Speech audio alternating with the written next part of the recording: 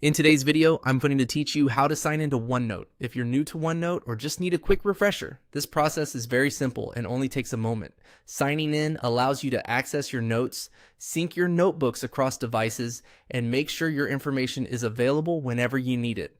I'll walk you through the process clearly so you can follow along without any confusion. To begin, go to the OneNote sign-in page. You can do this by opening OneNote on your device or by accessing the sign-in screen through your browser, depending on how you're using the app. Once the sign-in page is open, take a second to make sure you're on the correct screen before moving forward. This helps avoid entering your information in the wrong place and keeps the process smooth.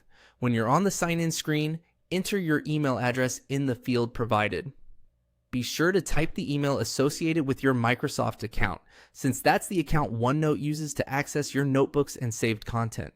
It's a good idea to double check for typing mistakes before continuing, especially if the email doesn't autofill. After you've entered it, click Next to move on.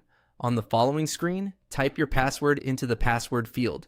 Make sure you enter it carefully, paying attention to uppercase and lowercase letters if your password uses them.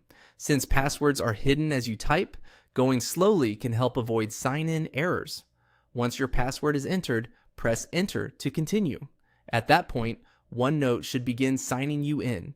If your credentials are correct, you'll be taken into your account and your notebooks should start loading.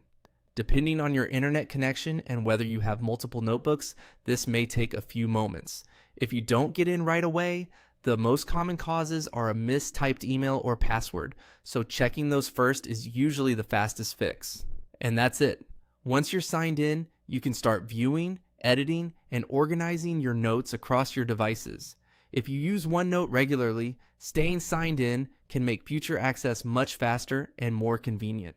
Thanks for watching, and I hope this helped you sign in to OneNote quickly and easily.